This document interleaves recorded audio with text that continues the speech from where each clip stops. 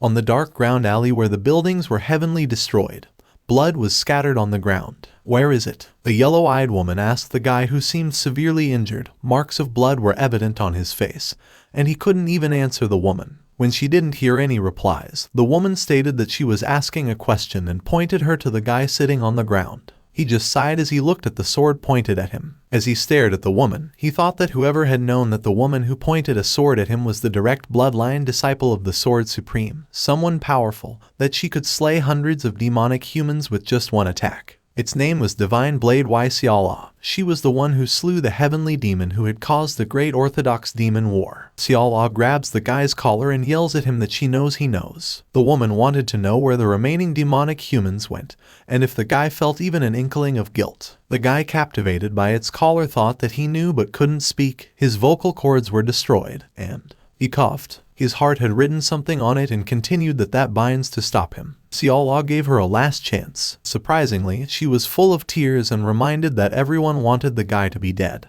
But if he helped the woman, she would do everything that she could to save the guy. Seol-ah cried and repeatedly pleaded with the guy. The guy watched and heard Seol-ah plead to him and thought that it was because of the hatred she had for the demonic humans she couldn't capture. He then coughed and proceeded to say that it could be, but it was probably because of Meteor Blade Jang Seonyeon, the woman's fiancé who was kidnapped by the demonic humans. He found it ridiculous and smirked as he continued that the woman stronger than anyone in the world was anxious just because of one man. Seol-ah looked at him, and when he saw the guy smirking, she tightened her hand at his collar and, later on, hurled the guy to the ground. She was agitated and stated that she had known that he was in that ville, she would have killed him when she first met the guy. She then sobbed while she regretted not having done so much. When he heard Seol-ah's words, he thought that was the first time they met. When Seol-ah thought that was, he was certain that it was probably different from what he remembered. He then remembered their past. When Seol-ah and he were younger, the younger Seol-ah happily handed him a potato. He was trying to find where things went wrong since he was a traitor who stabbed countless people in the back and sided with the demonic humans. As he thinks he was right, he is sure that was his karma catching up with him. When he was delving into his thoughts, Seol-ah was still crying.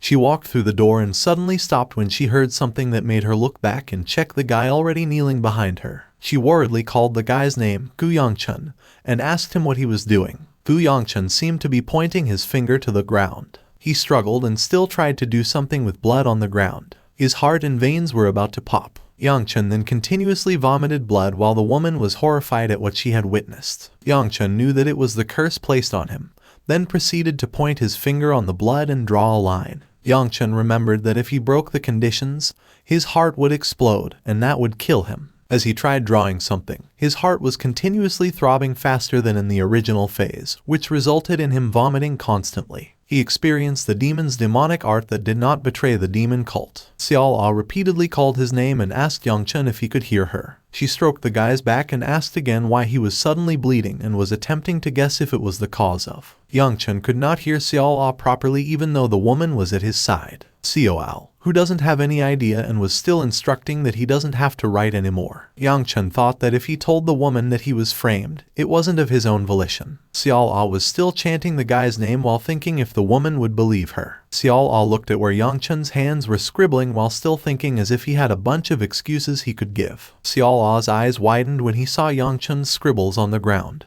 and the guys continued with his minister, saying that he knew it was too late, and there was no point anymore. Yangchun used his point finger to draw something with his blood in it. One last stroke and he was done. He couldn't contain the pain since he was releasing too much blood. At the same time, his heart was about to double in size and was about to pop out. Yangchun's eyes became dark without a second, and their skin slowly embraced the dark. He questioned why he was living that kind of life. On his previous day, Yangchun faced a woman in a red dress who was coughing and seemed to have difficulty breathing in his cheeks. She happily called Yangchun her brother and wanted him to be happy. Seol-ah was still calling for his name and held Yangchun while she was asking if the guy could hear her. All the regrets, small and big, his purple eyes were directly gazing at Seol-ah, and continued that it was built to make his life. He also remembered a woman who was surrounded by huge rocks. As he walked to the wetness of the ground, he went to the woman who seemed to be waiting for him and asked him if it was him, following her apologies to the guy. On the other hand, Seol-ah was still calling the guy's name while she was crying.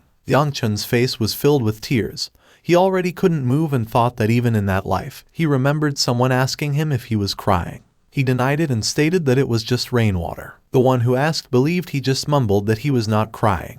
The woman asks him again if the moon hasn't risen yet. While looking worriedly at the woman, he still answers that it was already up there. She then said that both were done here and it was good. The woman's hand was flapping down, and she closed her eyes. She had already lost her life. When he was done reminiscing, he continued, "At that moment, Gu Yangchun of Shaanxi-gu clan was born into a renowned clan of the Orthodox faction and lived as an Orthodox martial artist before betraying them and turning to the demon side." As he slowly breathed, he proceeded to say that the demonic cult lost the Great Orthodox-Demon War, and Gu Yangchun was tortured as a prisoner of war. Before dying, he slowly closed his eyes. There was someone constantly chanting a potato. It was a girl who was asking if someone wanted a potato. He was astonished. It was a boy, little Yangchun, who couldn't believe what was happening when he seemed to go back to their younger days. Yangchun was confused and couldn't believe what was going on as he looked through his hands.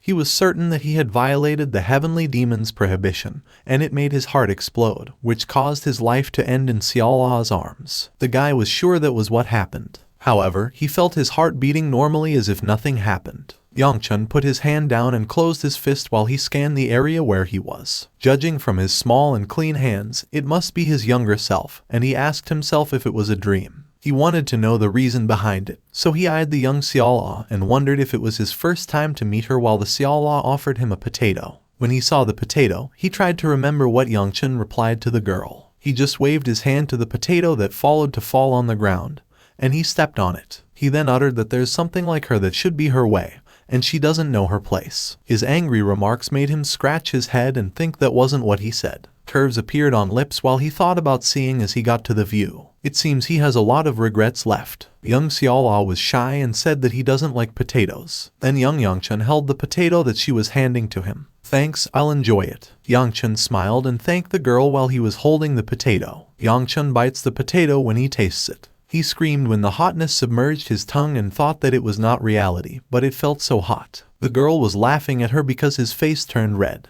A man who was running rushed into them and called the guy his young master while Yangchun's tongue out and looked toward the man. The man stood up while he was sweating. He stated that his young monster suddenly disappeared from where he was. Yangchun thinks he was his bodyguard and tries to recall his name. He successfully recalls it quickly, and it is Muyon. The man continued that he was worried as he thought something had happened, and when Yangchun realized that his young master was showing his tongue, he looked at the potato he was holding. Muyon became alert and shouted at the girl on how dare the girl. Yangchun just shrugged it off inside, saying that it was fine and that he wanted him to give it something. Muyon was confused and asked him what it was. He then said he was talking about that honey cookie and knew he had it. Muyon stuttered as if he heard his young master right and said it was the last one before he could finish his word. Yangchun had already reached it and offered it to Seol-ah, asking her if she wanted the honey cookie. Muyon couldn't believe what he heard and saw, while Seol-ah asked if Yangchun gave it to her. The guy stated, of course. His face reddened, and he stated that he received something delicious, yet this was the only thing he could give her. He then handed the cookie to the girl. Seol-ah's eyes were glistening, and her mouth was drooling because of the cookie. It was her first time getting something that shined like a cookie, and it seemed to smell so sweet. Someone shouted the girl's name, and it caught their attention.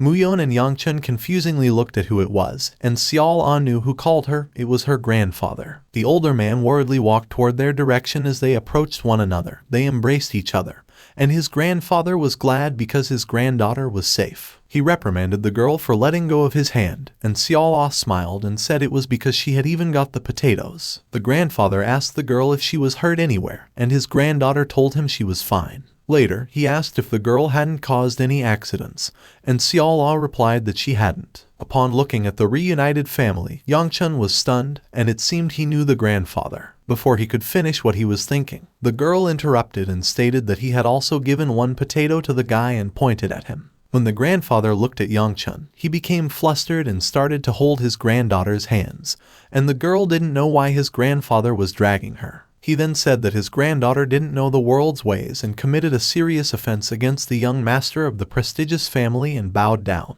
He added that he truly apologized if the girl offended him in any way. Yangchun assured the older guy that it was fine and explained that, if anything, he was the one expressing his gratitude. He bumped his hands into one another and said that he just happened to get hungry, and thankfully, the girl gave him a potato, which he enjoyed, and proceeded to bow down. Yangchun added that the only thing he could repay her with was a honey cookie, so if it was okay when he accepted it and didn't offer his Sonic, who caved on both of his hands. At the same time, the grandfather was speechless, and when he was about to say anything to his granddaughter, we were already answering that it was okay with him, so sweet and shiny. When she was about to grab the honey cookie, his grandfather stopped her and said they could not accept something so precious, so they would no longer bother him and would disappear. Then, he dragged his granddaughter and ran away further from the young master. When they were about to run away, Yangchun stopped him and said it was just one moment. The grandfather looked back at him and said that if the young master was still angry, he pleaded to take it out on him.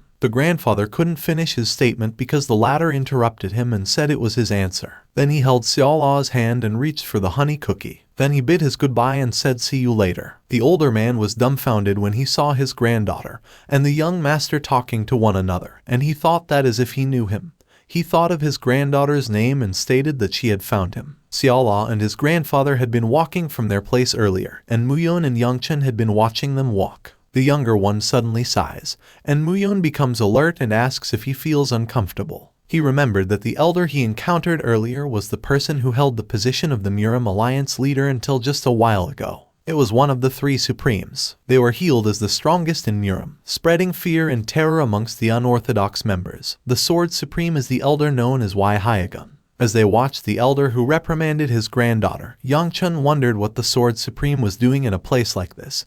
Even if it was a dream, he almost killed. He looked at Seol-ah, who was receiving a lecture from his grandfather, and suddenly the girl looked back, and her hands made Yangchun smile. Muyeon distracted him that he needed to return at that moment. After one glance, he agreed and walked. Yangchun said he no longer had any regrets and that it was time for him to wake up. Upon drowning in his thoughts, Muyeon said they had already arrived at the palace, and Yangchun was annoyed and wondered why it didn't end. If it was a dream, shouldn't he have already woken up? If it wasn't aging, was this related to the heavenly demon curse? When he was thinking, someone suddenly said that it was fascinating. When he heard the voice, it was familiar to him, and he looked where the voice came from. As he looked, the newly arrived continued to think that he did come instead of running away from a place that the clan head was coming to. He then remembered the name of Gu Yeonseo, her second oldest sister. His expression changed while his sister smirked at him. He continued that she was the person who despised him more than anyone, and the reason that everyone was gathered there was because the clan head was coming. Yeonseo asked him what he was up to, if he was planning on doing something nonsensical. Ended there and patted his shoulder. She reminded him to screw it off. I'm only here because I have to be, Yangchun said, slapping his sister's hand off his shoulder. Yeonseo didn't like what he did and retorted that it was coming from a kid who knew that yet had never shown his face once until now. The young master admitted he was at fault and would apologize to the clan head later. Muyeon was surprised while Yeonseo was annoyed and yelled at Yangchun. It seemed like her blood boiled the doings of his younger brother. He went near to him and said that he didn't know what to eat he was planning at that time, but it would be good to stop at that moment. She gritted her teeth while saying she would get angry and if the younger kept acting like a scrounger. Yangchun interrupted her by saying wait, and put his palm up while he stated that the clan head was coming. The newly arrived man was riding the horse, and it stopped the animal as they were already in the palace. The newly older man immediately asked about the commotion. As soon as the clan head arrived, he looked at Yangchun, who bowed down to show his welcome remarks to the clan head.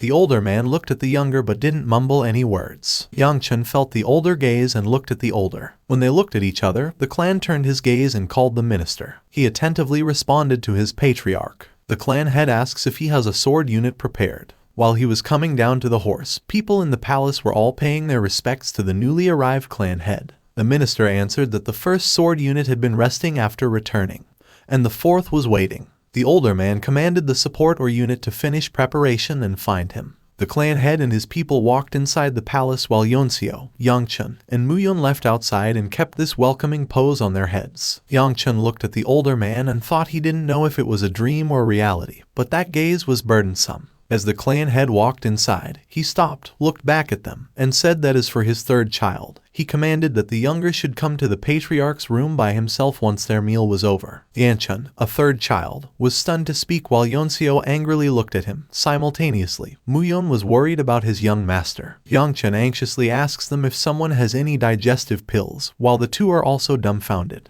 The sky turned into a peaceful night, the moons shining brightly that perfectly vibe outside the palace. Inside the palace room, some food had already been prepared. The clan head was sitting at the middle top of the room, same with Yangchun and Yonso in their respective places. He looked at the rice bowl and thought the meal's atmosphere was the same. Yangchun cursed his mind as he thought he could tell whether Yangchun was eating through his lips or nose, since it was uncomfortable enough that he called him separately. It would be great if someone could do something about the atmosphere during the meal. Before he could think anything, the clan head called his second child and said that he heard that the second child had an achievement in martial arts. He turned his gaze to Yonseo while holding a glass to drink, and the girl answered her clan master that he heard it right and stated that she had a small enlightenment as she happily talked to the older, and continued that she had a 3-star a few days ago. The clan head then answered that Yonseo was advanced for her age, and it was good to see, and he commanded her to continue to devote herself. Yonseo thanked the clan head. Yangchun thought that he was quite impressed by Yonseo since she was already a 3-star at her age. The girl bowed to the older man while Yangchun was watching her and continued his thought that it was given since a person gifted with talent like Yonseo was also working hard. So even she noticed that the girl smiled and looked way better when she was smiling.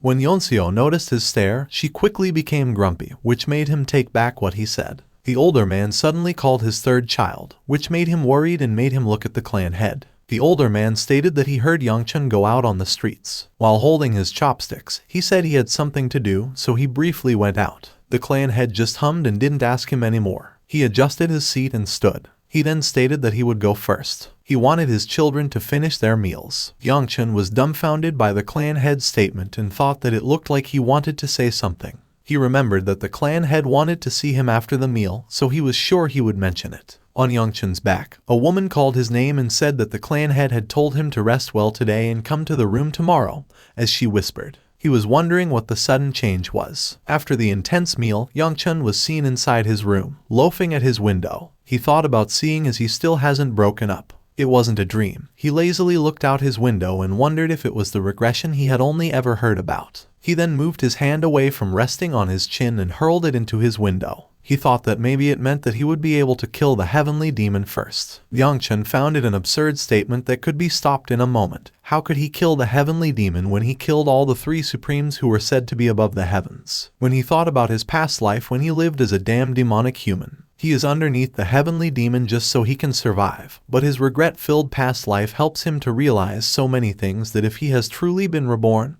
he wants to choose another life. He thought that the heavenly demon would be killed by Wi Seol-ah anyway, and the demonic cult would also disappear. Yangchun closed his fist and continued that everything was a result. He would live a quiet life doing what he could since Yangchun could miss the opportunity, and he wants to repeat his regrets from his past life. Yangchun was determined, and he knew what he needed to do first. As he remembered, his body became invisible, and a ball of flame was inside his abdomen. The ball of flame was glistening, which made him laugh because of the flame. As Yangchun searched his entire body, and yet it was all the internal energy he had managed to find. Seeing how pathetic amount of his energy was made him realize how much more incredible his sister was, who was just 1 year older than him.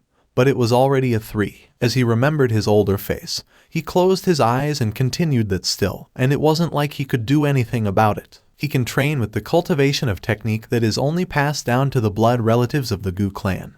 The Gu clan flame wheel of art cultivated it slowly as if he were blooming a flower. Once he became a 4-star, he would be able to emit flaming internal energy. When he became a 7-star, Yangchun would be able to wrap it around his body, but at that moment, he was just a mere 1-star. He needed to gather internal energy as quickly as you could and polish it until he became a 2-star. Yangchun closest eyes. He continued that to live a smooth life, unlike in his past life, he shouldn't borrow the power of the demonic humans.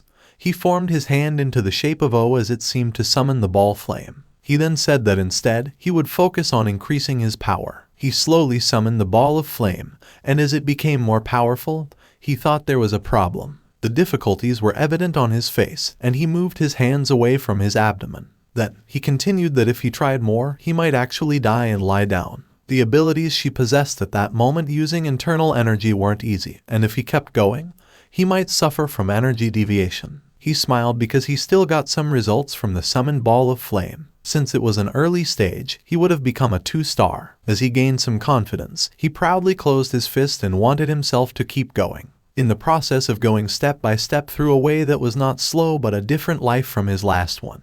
He won't do any nonsense that might negatively influence his upcoming future. The moons hid when the sun arrived, and birds were tweeting. Yangchun grunted and seemed like he had just woken up from his sleep. He wondered about how it made sense that his whole body ached just from training that much. Yangchun thought it was his fault for not training until now, and he had a long path ahead of him. When he gets dressed, he holds the afternoon door to the clan headroom. As he opened the door, he would train. However, there was a woman in front of him, and it was Seol-ah greeting Yangchun by saying, "Hi again." Her cheeks were red. The stars became visible when the sky turned into night. Someone asked what he was staring at and if he wasn't going home. The man kept looking at the sky, saying that the blinky thing wasn't a star and wondering if it had been there before. Suddenly, it became bright and huge as it seemed like that rainfall was coming down. The man was surprised and couldn't contain his emotion because of the sudden appearance of a huge foot landing on the ground. It was one day when a monster started through space. It was also known as the Gates of the Demon Realm. Each set worked to raise only groups that could fight against the monster, also known as sword units. In every sector, you need to have one Gu clan, which has 5 sword units, and the eldest sister, Gu Hwibai, is the unit commander of the 5th sword unit. Yangchun, being the youngest, was a troublemaker who spent most of his life under her older sister's harsh command. When his older sister dragged him by his hair was the moment when he formally met Seol-ah after the potato incident, and it should have taken place half a year later. However, she was kneeling and greeting him in front of his door because they met again. Yangchun didn't utter any words and was stunned by what he saw. He then turned his back inside his room and stated that he slept late last night. The woman who was kneeling before him grabbed his back and screamed. Yangchun looked at Seol-ah when she was greeting the guy and said that on that day onwards, she was, before she continued her statement, someone slapped her hands against her grip the master. It was her grandfather, and once again, she received a reprimand that he already told the call that she could not treat the young monster like that. The young man was surprised when he saw the elder and couldn't believe what the elder said. The elder asks her granddaughter to apologize to their master. Seol-ah quickly apologizes. Yangchun wondered what was going on, and later on, he looked at the elder, who also bowed down. The elder introduced himself. His name was Wi Mun, and he would serve the young master from here on out for his gratitude to their clan head. The elder continued that Yangchun may not be satisfied with the servitude of a weak woman, but he would give his all. The young man was dazed when he heard the elder's name and wondered why his name was not Hyagun. A few seconds later, the woman introduced herself as Wi Seol-ah. She would be assisting his grandfather on the day they would start. She once again stated that it was nice meeting Yangchun again. The young man was surprised when he comprehended everything she had heard the moment before. He was confused about what he would be being served by them. His expression couldn't be explained as he thought if it was an order from the clan head, his father must have given the orders himself. He replied that he also felt nice seeing them and thought he was all ready from the start of his life. Yangchun asks the elder if, by any chance, he could refer to him by his name instead of calling him a young master. Elder Mun answers him using his young master, but he does not know what to do, then says that it is okay. The elder was brooming outside while the young man watched him as he stated it was a real broom. He seemed bored watching him, and suddenly, the elder looked back at him and then smiled. He was speechless at what the elder did and wondered if it was all right. More importantly, he turned his gaze to Seol-ah, who was holding a filled-up laundry. She was with women who also seemed to be their servants. One of them warned the girl that it was as if she carried too many by herself. Seol-ah still insisted that she could do it even though it was evident that she was already trembling. The woman didn't like what she had said and said she would help. The woman was persistent in saying she could do it and did not want help from them. However, incidents happened when she tripped on the rock since she couldn't see her way. She bumped her on the ground, and the laundry was scattered throughout. All of them turned their gaze to the girl who fell, and they were all dumbfounded and then alerted when they heard Seol-ah cry. Yangchun, who watched the scene, was resting his hands on his chin and thought about how Seol-ah was so bad at chores while the other servants were comforting her that it was all right and everyone made mistakes. And Seol-ah held the laundry basket into her head. The young master then thought that she should possess martial arts talent within her, and how it was possible for her to be so clumsy. Seol-ah saw Yangchun turn his back to him, suddenly stand up, and make the other servant go where she was going. The girl walked near to his master, and that made Yangchun face him and then ask the woman why he didn't finish whatever she was working on. Seol-ah answered that he was told to follow him wherever he went. The latter asks her who told her. The woman answers him, screaming that it was ordered from her grandpa. Yangchun gave up and said it was all right. She thought that if Seol-ah was his direct servant, the woman would smile widely since the other servants were cheating behind him, and she was the only one who could handle the young master. He then thought if they dumped the role on her because they didn't want to deal with him, hidden, He declared himself that he was still the son of a good plan and that it was okay for his servant to be decided so haphazardly. While he was thinking, the woman was climbing out to position. When the woman was already holding his shirt, he thought that the woman was fine. But the Sword Supreme was too much pressure. Seol-ah enthusiastically said that it was all done. She was talking about the belt of the young master. He wondered if his father even knew of their identity, and turned back to the woman while he continued to think that he didn't care because there were too many servants to quit. He then prepared himself since his father told him to come to his room that day so he would find out when he got there. He put his shoes on by that while still wondering what was happening. As he walked down, I kept following him while he was urging him to wait for her. The latter turned his back to her, asked them where she thought she was going, and stated that she should stay there and get the hang of things first. Seol-ah didn't expect what the latter stated. She started to sob and bow as she agreed to his master. Elder Mun couldn't do anything and watched their master feel ashamed and was taken aback. When neither of them uttered words, the young master walked to the door and told the girl to learn how to do her job. Seol-ah felt ashamed and didn't look at his master when he walked inside. Then Yangchun called her and said she would bring her 8 treats, so she should try her best, then close the door. By that, she became happy while his grandfather and other servants were dumbfounded by what they witnessed. Elder Mun closed his eyes and shrugged it off. Inside the palace where the young monster went,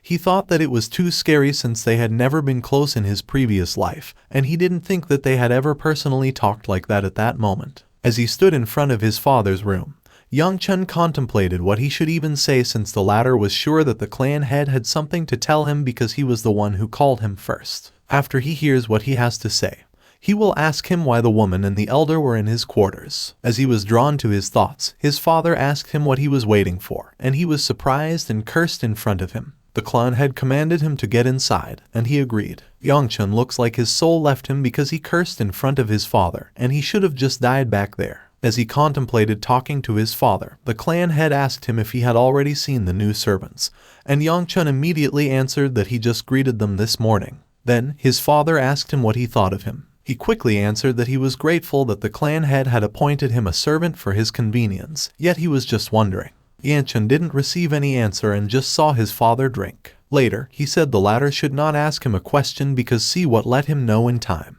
He didn't insist on asking anymore and said he understood. Yangchun didn't talk. He just thought that his father sent them as a form of reservation despite knowing everything. Or he disagreed with the elder. As Yangchun is filled with unsent thoughts, his father explains that she doesn't have to worry about minor problems like those and is prepared to head for tomorrow's Unified Dragon Assembly. Yes, I will do that. Yangchun answered that while thinking about the Unified Dragon Assembly, he was trying to remember what it was again. When his brain remembered it, his eyes widened, and he wondered if it was that of the Unified Dragon Assembly. Yangchun ordered Muyon to sleep his throat at that moment. However, his servant was scared and contemplating whether he was doing it. Later, he asks if his young master detests going to the Unified Dragon Assembly. Yangchun answers as if he doesn't doubt what Muyon said. It was an important event where new members of the sword units were chosen. It is held biannually for the sake of the sword units who work to close the gates of the demon realm, risking their own lives for the sake of the Gu clan and the residents of Shaanxi. It was a given that those of the Gu clan's direct bloodline would be required to attend such an event. He then repeated to Muyon to cut his throat so that he could get out of going if he was dead.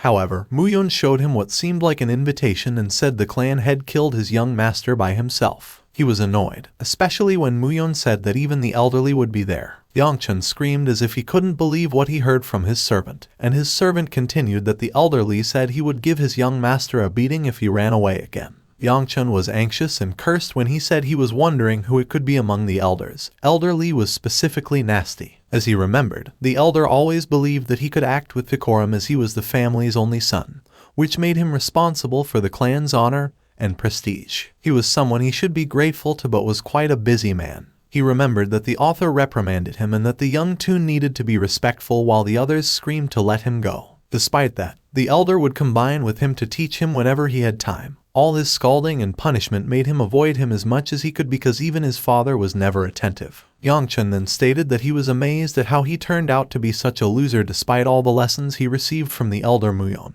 who listened to him and asked him what he wanted. Then, the young master said that he was talking to himself. Their vehicle arrived at the moment, and the young monster turned to ask his servant when they left. He received a response that they would leave as soon as everyone was ready. While talking, they heard the woman's noise. They were complimenting the girl on how she could be so pretty, and the other one was better than that, would be breaking every man's heart when she grew up. The young master called the name of Manhwa, one of the servants, asking if they were ranked ready, yet the woman answered him with an apology since they were trying to take care of Seol-ah. When he heard the girl's name, he asked if she had called trouble again. The women were shocked by their master's statement. When they presented Seol-ah, she was dressed in a kimono like the other servant, while her face was flustered. Yangchun was astonished, and slowly his cheeks turned red while Seol-ah walked toward his master, and she uttered his name. He walked backward and didn't know what to say when the girl said that everyone said that she was pretty. Yangchun looked away as if he didn't care what everyone said, even though he admitted that Seol-ah was pretty. The girl flinched her hair behind her hair and asked her young master if she was pretty. Yangchun couldn't contain his emotion anymore,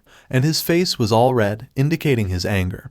He turned to everyone on what they were all waiting for. They should go. Seol-ah was persistent and still asked Yangchun if she was pretty. She just received a yell urging her to go, and the girl sulked. They immediately traveled to their location and went to their vehicle. Seol was amazed by their ride. She peeked through the window and said that the carriage was moving and was super fast, too. Manhwa, also incited, asked Seol-ah if it was her first time riding one. The girl looked at her and said she had ridden it for the first time. She thought horses were just for eating, but they could run fast to take them. The older girl couldn't believe it if she heard the girl correctly. Yangchun asked Muyon about the location of the unified dragon assembly that would be held. Muyon, while riding the horse, answered that it was located in the Heavenly Exchange. Yangchun thinks it is Shaanxi's most famous shopping district, and it seems like the elder put a lot of effort into their assembly. Muyon said it would take about 4 hours and suggested that his master nap. Yangchun sighed as he looked through the window and said it was a good idea. However, he couldn't sleep because of his training last night. He clearly remembered that he hadn't been able to sleep much lately. As he was thinking, Sola interrupted him when she insisted that horse meat smelled a bit funky. Her master got annoyed when Seol-ah continued to say that the horse tasted good. Before she finished her talks about the meat, Yangchun shut him up while forcefully feeding the girl, which made her shut up and munch his cookie. Their ride became quiet when she had her food. Manhwa was just wondering what had happened, and their young master lay down and closed his eyes. He thought it was finally quiet, therefore, he could sleep at that moment. Seol-ah called the attention of his young master and stated that she doesn't have cookies anymore. Ah, I see. Their young master uttered. Someone asked Seol-ah if he already told Yangchun that they arrived. He sat and thought they were already there while the girl was kneeling by his side. Yangchun peeked through the door of their vehicle. It was already dawn when they arrived at their pinpoint location. They went outside their ride, and he thought it was because it was a big festival in Shaanxi, but there were so many people. Seol-ah was still on their ride as he stretched his joints, admiring and smelling something good. Upon touching them, someone approached them and stated that their young master must be tired from the long journey. He introduced himself as Chun Ishil. He was the vice merchant head of the Heavenly Exchange. Meeting the rising star of the Gu clan was an honor, he said as he welcomed Yangchun, then laughed. Yangchun, in his welcoming pose and introducing himself as Gu Yangchun of the Gu clan, was also honored to meet him. The vice merchant then informed him that their first day there went smoothly and thanked Elder Li and Miss Gu's efforts. Ishil was certain Yangchun was tired and offered to guide his young master to his room. After he heard the name of Miss Gu, he remembered the face of his eldest sister, and he knew that it was starting to test his patience. He thought he wouldn't cross their path as they walked to their room. But his worry became a reality when he saw his sister opening a room. As soon as her sister saw Yangchun, she was immediately annoyed by his presence while the young master greeted him. But he didn't give a good greeting. "Don't hello me, you piss me off." She blabbered in annoyance and continued that she didn't think that the latter would cause trouble at the Unified Dragon Assembly and commanded him to get rid of any funny ideas he had, since there was nothing more hideous than shaming the family name. Despite the instructions that he received, he still answered that he was going to be as quiet as a mouse, so her sister needed to worry about him. Her sister became more agitated at him as she uttered that she wasn't worrying about Yangchun. Seol-ah, who watched their bickering, was scared when she made eye contact with their younger master sister. She hid behind the ladder. Miss Gu glared at him and said that she guessed that old habits never die and as if he was going to act like he usually does there. Yangchun lazily answered her sister on what she was talking about while Miss Gu was already inside and said that she thought his younger brother had changed, but she realized that people don't change. After that, he dashed close her door, and they were all left dumbfounded, especially Yangchun, who was wondering what was up with her sister. They proceeded to get going while he was apologizing for what happened.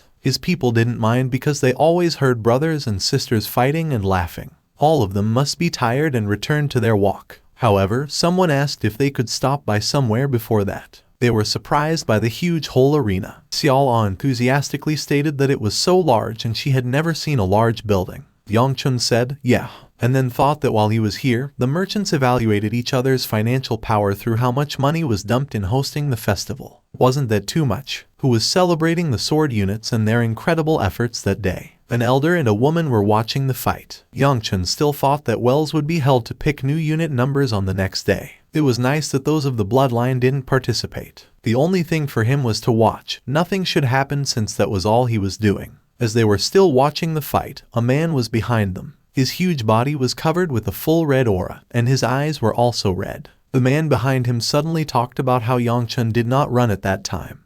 He looked back attentively as he heard a voice that was somewhat familiar to him. The elder hand was about to grab the young master's head, and when he saw the doings of the elder, he thought that he needed to block him. When the elder almost grabbed him, he was confused when it turned out he would mess up Yangchun's hair. "What's the matter?" the elder asked him smilingly. He added that Yangchun always ran whenever he saw his old man. The young master answered that someone had told him they would fold the younger in half if he didn't show up. The elder still stroked his hair and angrily asked who would have said those cruel things. He received a response that it was from his second elder. His old man teased him that he was talking back to him at that moment, but he thought that his second elder had always had a strange fixation on him, probably because Yangchun was the only son of the clan head. Seol-ah was amused when she saw the huge elder. She then uttered that the elder was a bear. Bears were delicious, and the same with horses. As she kept chanting about the bears and horses, the elder gazed at her, making the enthusiastic girl fear him. She slowly chanted the word tender as soon as Elder Seol-ah cried. She said that she wouldn't eat bears anymore and that she had hid from his young master. Yangchun scolded his elder, saying he would scare others if he looked at them that way. He also said that he was worrying him. The elder smiled and asked Yangchun if Seol-ah was his concubine. Yangchun found it ridiculous and emphasized what his elder was talking about. He then pointed to Seol-ah's clothes, which indicates that she was a servant. By that, the elder pouted, looked away, and believed his grandson even though he found it boring. The elder said tomorrow was the Unified Dragon Assembly, even though the young master was just a spectator. He should have gone to bed because he needed to take it apart. The elder and Yangchun looked at the girl while she quickly ran far from the elder. Yangchun showed respect and greeted his old man to have a good night before they walked apart. The second elder reminded him that if Yangchun ran away, he signed that he would be dead. After finishing their talks, the second elder went in a different direction while Yangchun followed the direction of Seol-ah. The girl then asked if the bear, his second elder, would be going to devour him. He calmly replied that Seol-ah that his elder would be going to strangle first before him. As he heard Yangchun reply, she screamed for her life. The second elder gazed at the both of them and just as he had thought, the child there was something about him. Light came. The flags on the assembly had already risen, and it was the day the Unified Dragon Assembly arrived. Muyon and Yangchun were already outside the assembly. Yangchun was sweating. He thought the Unified Dragon Assembly would start early in the morning, but when he looked at the line, it would start at lunch, and Muyon agreed with his young master. Those from the numerous Shaanxi clans, or anyone who could prove their identity, were allowed to participate. However, he never expected that many people would come around. Becoming a member of a sword unit means a lot. Muyon agreed to him while Seol-ah was trembling as he wanted to get the attention of Yangchun. She asked his master if his bear grandfather would come to take her head off. "What's with her?" he asked. Seol-ah didn't listen and continued if they couldn't tell him to go hibernate. Yangchun said that the weather was spring and that she should have stayed in her headquarters if she was that scared.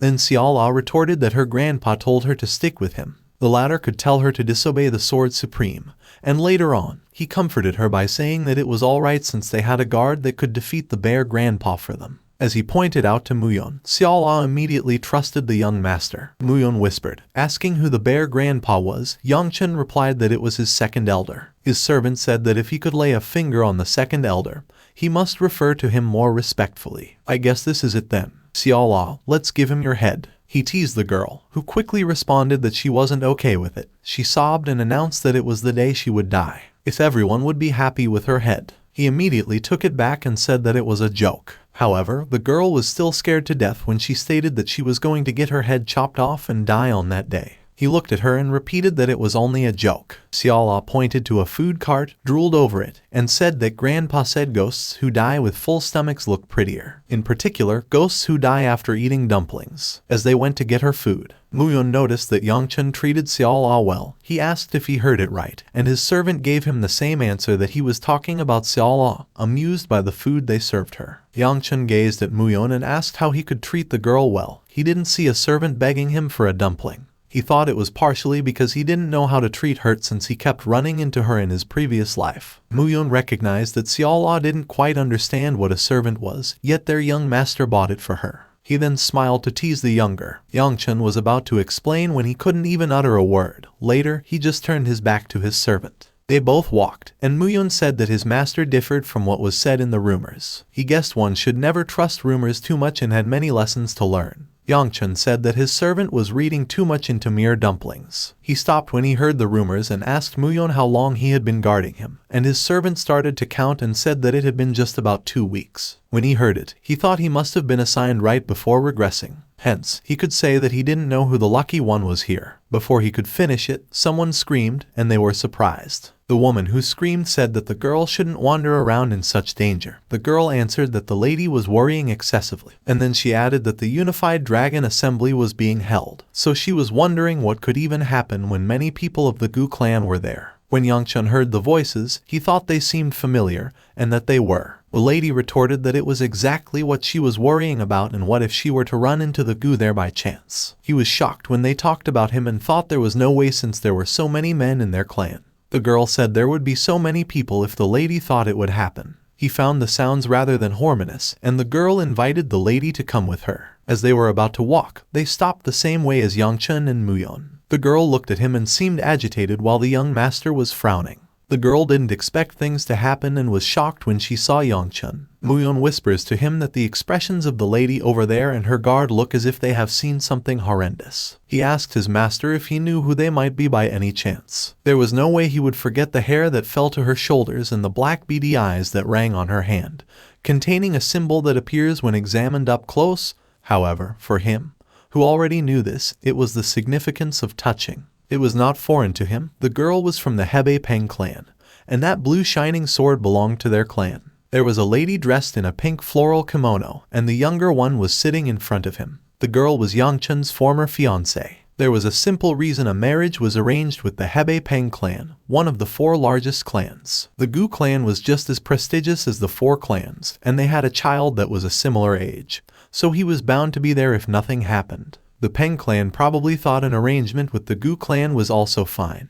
The issue lies in the trouble that he caused. All the bad drummers about him who ditched training to cause more trouble did not sound so favorable to Peng clan, and what shattered their relationship was what she said to that girl. In the present day, the girl asked her why Yangchun was there, and he said it was his line. He asked the girl why she was there. She answered that she happened to have some business here, so they didn't own the entire place, and asked if she needed to report her every step. I mean, if you say so, Yangchun uttered, and made the girl angry because he was rudely talking to her. It seemed like he forgot that the girl was still a year older than him. Yangchun apologizes since he forgot about it and asks if it is all good. He then tells Seol-ah that she must return if she buys the dumplings. The servant held a filled-up container full of dumplings and followed Yangchun's order. She went to the young master happily. They passed through his former fiancée. As he said goodbye, they were and would see each other later. His former fiancée looked to their back as they walked and said that be it for work or fun and have a nice day, while she thought that it had to be right when she was busy enough dealing with her brother. She looked at Seol-ah since she had never met that girl beside him and wondered if she was a servant. She noticed that the servant was such a cutie around him.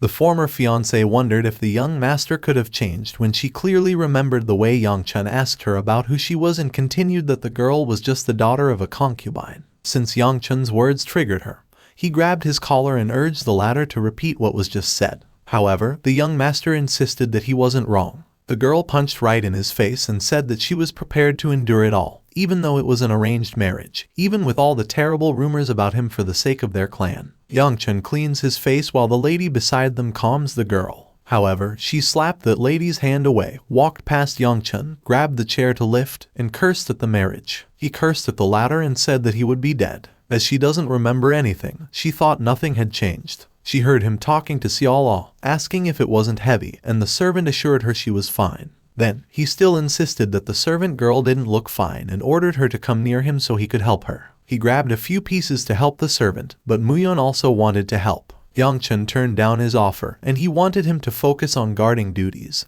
and they would bring some back to Manhwa if any were left. Both of them agreed with their young master. When her former fiancé watched them, she felt a little different about him, and there was no way he would. He was probably just in a good mood on that day. She cursed and couldn't believe that Yangchun would be growing up, but maybe. Muyeon, Seol-ah, and Yangchun were surprised when they heard someone arguing about what they meant, and swore that he was getting a whole bunch of scarce on that day. Muyeon asks his young master if he is okay, and the letter says that he is fine, but the girl asks her if the dumplings are safe to eat. He ordered the girl to keep quiet. The older man at the front desk calmed someone and said that the problem was resolved by shouting, and he pleaded with him to calm down. However, the man slammed his hands to the table because he had no time, and he asked if he would be responsible if he got caught up. The man beside the elder asked the man what he meant by being caught. They still didn't hear any response. The man insists that he never said it while the guard beside the elder asks if he is joking with them. The man keeps persuading them to participate, but the front desk refuses. As they hear the commotion, Muyeon asks his master if they should help,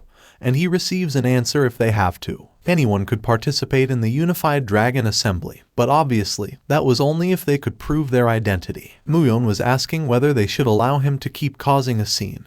The latter said that squabbling over the Unified Dragon Assembly entry was rare, and the martial artist of the clan was on standby, and would take care of it. The guard held the man by his shoulder and said he should stop. The man held his wrist and lifted him over him to slam the guard on the ground. The elder on the front desk shouted because of the man's doings. As he slammed the guard, he turned to the elder he thought had proved his skin and asked if he could participate. The elder was firm, especially after he had done a scene. The man couldn't believe in us if it's why not because he already showed his skill. As the three witnessed the scenario, Muyeon asked if they should know while Seol-ah explained what she had seen. The man slammed him like a wham, and then the other guy went for wham, which was awesome for her. Yangchun walked first and wanted them to follow him and his servant if they would leave the man there. He turned to Muyeon since he didn't want to get caught out in that, so they urged them to go in, and they would take care of it on their own. The elder at the front desk screamed that the man couldn't just have things the way he wanted because they had their regulations, and he couldn't enter if he couldn't be identified properly. The man stood up and said that his skills weren't enough evidence, and the front desk elder said it was an even bigger problem.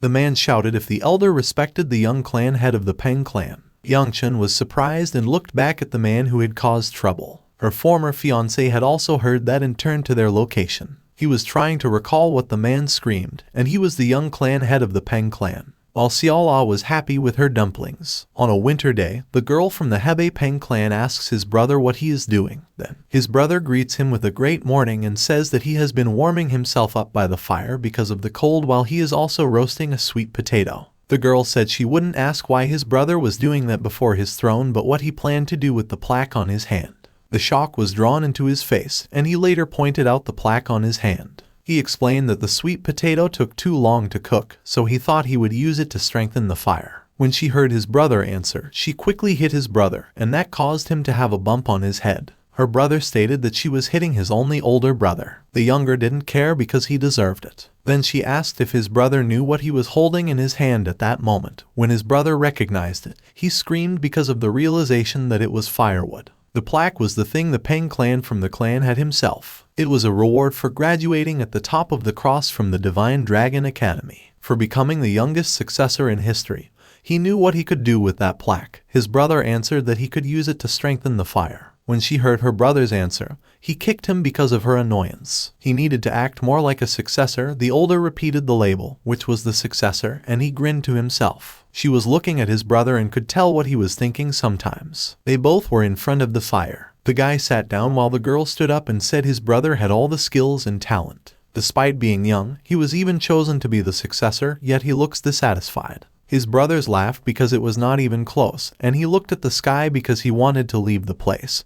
Her sister suggested that he couldn't leave and come back. The man was amused, and later on, they found a piece of paper with a letter saying that he would go out for a bit. As he read the letter, she knew it was from his brother. She crumpled the paper since his brother seemed like a piece of paper shit. Brother, and thanks a bit, it was already 4 months. The lady called for her attention and said the beggar sector had news for her. By that, she felt lively when she could finally find where his brother was cursed. She whispered that he was in Shaanxi, and when she heard it, the girl wondered what he had gone so far away for. In the present day, the guy angrily said he had already shown them all that he could, so they should let him attend the Unified Dragon Assembly. He was still screaming that he had no time, while the elder at the front desk asked him to calm down since they were not in the position, as he didn't finish what he ought to utter. The guy asks him if he needs to show him the Dark Knight blade so that he can believe it. Muyon, who heard it, asks his master if he also heard the Dark Knight's blade. Yangchun then said it wasn't that the technique was sufficient to direct the bloodline of the Peng Peng and thought that that meant he was the one who said it as if. Either he be, or it would be better to get out of there before he gets involved in some walk as a bussing s. Upon his urge to leave the scene, a tough, veiny hand stroked his shoulder, which surprised him because it was her elder. The older man who was newly arrived considered that the man brought up the Dark Knight blade. It seemed like he wasn't a fraud. While grabbing the latter's face, Yangchun thought he was already doomed. They both went near the front desk, and the elder said he seemed skilled enough to persuade the front desk to let him participate. When the guy saw who it was, he quickly paid his respect as he bumped both hands into one another. The guy introduces himself as Peng Wujin, the successor of the Peng clan. It was an honor for him to meet the elder, the Grand Master of a Pure Flame Fist of the Renowned. It was an honor for him to meet the elder Grand Master of the Pure Flame Fist of the renowned Gu clan. The elder laughed because he hadn't heard them in a long time, so he let Wujin participate. The elder at the front desk disagreed with his decision since they couldn't confirm whether he was the Peng clan's successor. The Flame Fist elder was certain that Wujin was from the clan. The other elder said that someone like the guy. He looks exactly like his father and looks at how built he was. That was the physique of their clan. Yangchun thought he was just a built. The elder continued that the black pink on his finger was enough to confirm his identity. The young master thinks it is the same ring as her former fiancée Aoi, and she also has it, which means the guy was a successor of their clan. The elder was interested because he was asking Wujin to tell them what the successor of their clan wanted to participate in the contest when its purpose was to choose new members for the Gu clan sword unit. Wujin then said it was no fun to their clan. The elder laughed at his answer since it wasn't a bad reason, while Yangchun thought if he was out of his mind. The flame first asked him if he had gotten permission from his family. Wujin answered that he didn't think they would allow it, so he just ran away from home and smiled. The elder laughed harder at his answer. He asked his grandson if he had heard it and said that Wujin seemed well trained, too. He asked for the guy's age. He immediately answered that he was 23 in the year. Flame's fist held his hip and looked closely. Since he found Wujin very young and their clan had been raising a monster, he turned his gaze to Yangchun because he wished his little grandson would learn from him. Muyon whispered since he had written that the elder wasn't talking about him, while Seol-ah also whispered that his grumps called him a little idiot and wondered why he said that. Yangchun shuts them both because they hurt him more than his elder did. Then, though he doesn't care what his elder says about him anyway, if he is Peng Wujin, he is indeed a monster. Not far from now, he would receive the title Blade Emperor Peng Wujin, which meant he was from the Peng clan. Muyon and Seol-ah were fighting on his back. He just continued to think there wasn't another person from the Peng clan there. Aoi called his brother even though she was panting and sweating. Wujin looked at it and asked who it was, while the elder was surprised when he saw the girl. When Aoi went near them, she kicked his brother's face and sent him flying inside the assembly hall. The newly arrived girl was agitated since he was crazy, and she cursed him. He claimed the title of the successor and ran away from their home, which had a note behind it. Wujin stopped her for her to listen. Aoi, filled with a cyan blue aura, asked what he needed to say.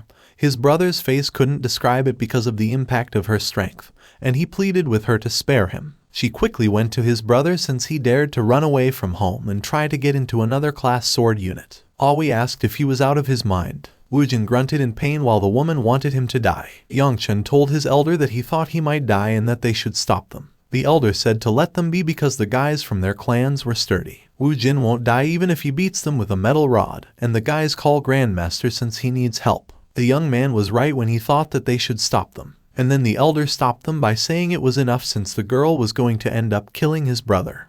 Who couldn't contain his anger, got mad when someone dared to intervene. When she realized that the Grandmaster stopped them, the elder just crossed his arms as he looked in their direction. Aoi bowed to the elder and apologized for the late introduction, saying she was Peng Aoi. She was sorry if he had to see them fight over trivial matters. The flame fist massaged her head, saying he enjoyed meeting someone as funny as Wujin. Aoi wouldn't forget the incident, and she would be sure to compensate him for this. Before anything else, they would be leaving the palace. Woojin didn't want to leave, which annoyed Aoi, and he asked if he hadn't gotten beaten enough. His brother's eyes went cold, and it didn't seem like he was joking. When she saw his brother's eyes, she seemed anxious and asked him why. Woojin answered that their clan wasn't fun. Aoi asked if the other clan was fun, and he answered that it was more they were. His sister pleads with him that he still needs to grow up and is their clan's successor. She held his shoulder, and his brother said that it was the reason why he wanted to have fun before he became the clan head, and it was the only way to avoid becoming the clan head was to become crippled or die. But he didn't like either option. He doesn't want to become the clan head, but other than himself and his sister, where everyone else was just based wearing their name. So he would become the clan head one day since he couldn't have his sister become the clan head. He held Aoi's hand and explained why he had accepted the successor position even though he didn't want it. Yangchun asked his elder if he would let Woojin attend, since he doesn't think that it was a good idea for them to get involved in their matter with the Peng clan. The Flame Fist hummed since he would like to, but as he considered their situation, the Peng clan was. He didn't know anymore. The elder moved their attention to him when he was about to say a preposition Woojin.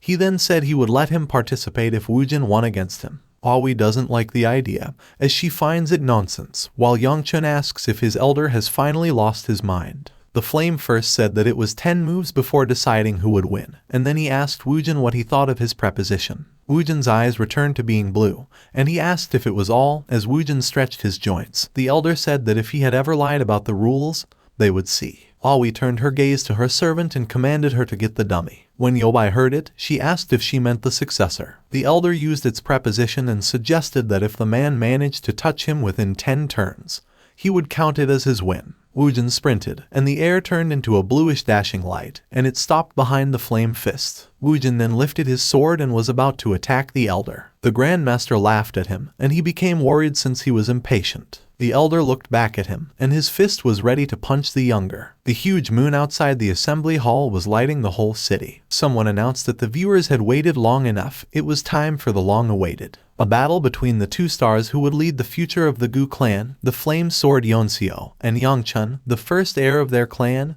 He wondered why he was sparring there, moreover, with his sister. In the preposition of Flame Fist to the successor of the Peng clan, the elder punched Woojin's cheeks and sent him flying somewhat far distance. He heaved a sigh as he exclaimed that he had won. Yangchun asked since the elder was supposed to dodge the attack, and he glanced at his grandson to see if he had said it and asked when it was. He explained that it was a sparring match that they both agreed on. Besides, he controlled his strength so Woojin would wake up soon enough. The elder had nothing to do with that if the Peng clan was knocking and said that he put his worries to rest. Then, he, the pure Flame Fist, wouldn't die alone. Yangchun pleaded to die a lonesome death. He then looked at Aoi and pointed out to his elder that it was his own accord. The girl was still looking at his brother and said that it was fine. She was relieved when Woojin was lying down. Since who knows what kind of trouble that Woojin would cause, that was the reason why such a nonsensical sparring match was suggested and turned to elder. The Flame Fist was laughing at her and asked if she really thought so since the elder just did it because he thought it was funny. As he was still laughing, his grandson thought about how the Flame Fist became an elder and stated that their clan would be heading to downfall. Seol-ah called his master, and he thought that the girl wanted to get away from the big bear. However, Seol-ah blabbed things that she had witnessed even though she explained things such as the grandpa bear was f-wash powed, then the wind went swoosh and then went kampum and slammed to the ground. Her eyes were glistening, and Yangchun thought that Seol-ah's reaction was quite honest,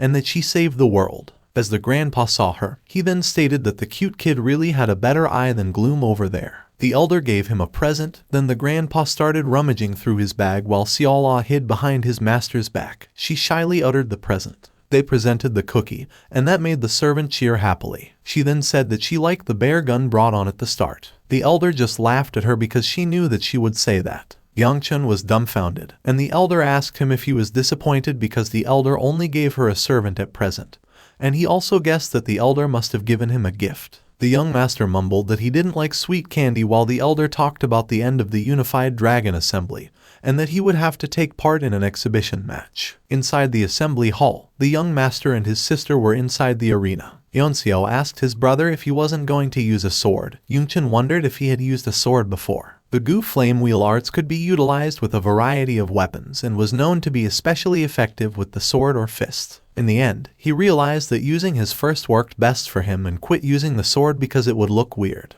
Yonseo shrugged it off since she didn't care whether his younger brother used a sword or fist or whatever. Yangchun thought that her nasty personality was finally being used. Yonseo was grateful and happy to have that opportunity, and the latter asked about the opportunity. The opportunity was a legitimate chance to beat up his little brother, and then she smiled while pointing at him. Then, continue that it was in front of many people. He seems worried. When he remembered when his elder told him that he would join the exhibition match, he freaked out and asked why he needed to participate in the match, especially with his sister. The elder asked if he did shout. It seemed like his soul left him when he explained that he didn't want people to go home thinking their clan was boring. He was annoyed at the geezer since he could see it written all over his face, which he thought would be funny. He then plans that he will surrender midway. However, his elder reminds him that if he is thinking of giving up midway, then he points to Wujin, who is still unconscious. Yangchun asks his elder if he really wants to watch his grandson get bit up and lose in front of so many people that badly. The elder questioned him if he wanted to lose. He planned to lose since he couldn't voice his once-in-a-lifetime chance to restart. He didn't want to waste energy on a fight that hadn't happened in his previous life. Yonseo called him and asked who would naturally become the next clan head because he was a man. The eldest sister prepared her sword and said that she despised him to death. When the fight began, his sis flew towards his direction, and he easily dodged. Every attack was made by her sister, who was using her sword. The woman swayed his sword in every direction she could see her little brother. However, every attack was dodged by him. When she noticed it, she wondered how he could appear to be dodging his attack when she was a 3-star. Yangchun saw that her sister was thinking at that moment since he was making it by moving a bit earlier than her. But even that was making him short of breath, and he knew that it was because of his lack of training. He was wondering how he should get this over with and wondering what if he just let himself get hit. Would he be in one piece after taking one of her strikes? When he was thinking, his sister said that he only knew how to dodge and that he went near him. She then grabbed the kimono of his brother, and he swiftly removed his arms because Yonseo swung her sword at his shirt, resulting in it being cut in half. He then states that if his sister swings with such obvious intent, it will only make her moves easier to dodge, and then asks her to stop. How much his sister intends to do is murderous, or does she have my clothes to tear it like that? As his sister gasped for air, she stated that he forced herself to accept that she would never be the clan help as a woman despite working herself to death. However, to think that it was him who had been wasting their life like a school gets to show her out of the way just because he was the man. He asks her brother if he would be able to understand those. When he looked at her sister's sword, it seemed like she coated it with martial energy, which was kind of dangerous. That level was far beyond the 3-star, he thought. His sister continuously swayed his sword at her while she screamed that repeatedly because he always ran away. He didn't do anything. She was labeling him as talentless as she kicked him. However, he was quick to dodge it. He didn't put in any effort, and if he was to live such a worthless life, she angrily said that the younger should disappear. He looked at her sister when she was saying anything. Even though he had already seen an attack from his sister, he didn't budge and was letting himself get cut by her sword. While her sister continued that he should disappear like his mother, Yonseo was shocked when Yangchun held her wrist. The place seemed like it paused when her wrist was being held by her brother. His eyes were red, and he asked his sister what she just said. That's all for today. Thank you so much for watching. I hope you guys enjoyed. If you wish to have another part of this recap, please give us at least 2,000 likes. Please don't forget to comment and subscribe to our channel for more content like this. Until next time.